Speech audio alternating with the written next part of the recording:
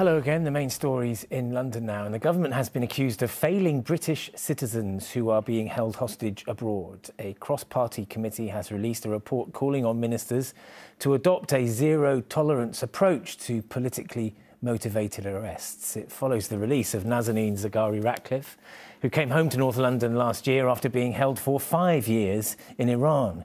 Human rights groups say that more needs to be done to help speed up the release of prisoners. If they are hostages, that should be said from the outset. That ministers should be unequivocal that these individuals should be released immediately and unconditionally, and that should be said, from the get-go.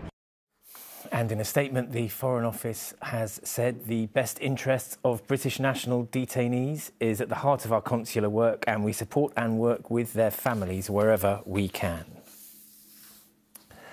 Detectives want to find a man following a sexual assault in Haringey. The attack took place in the early hours of Sunday, the 12th of March.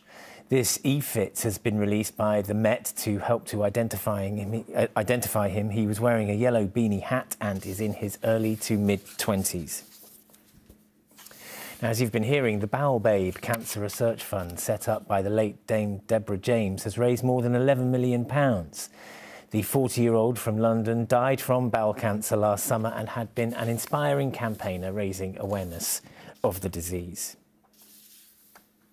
New research shows that it takes Londoners an average of 44 days to sell their homes.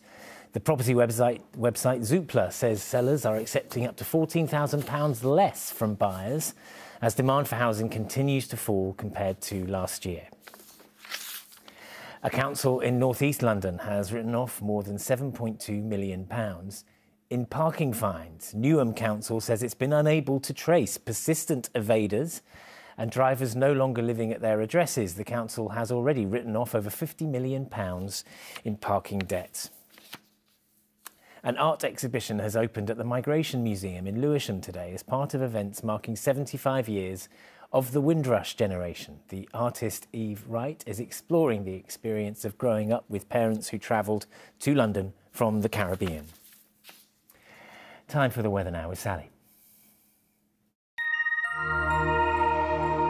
ITV London weekday weather is sponsored by Octopus Electric Vehicles. Car, charger and energy. Hello, a very good afternoon to you. Hope you're keeping well. Not quite as sparkly as yesterday, more cloud in the mix, and the temperature's down a touch with a bit more of a breeze and less sunshine, highs of 11 to 13. Now, later on this afternoon from the west, this rain moves in right through the evening, making its way eastwards.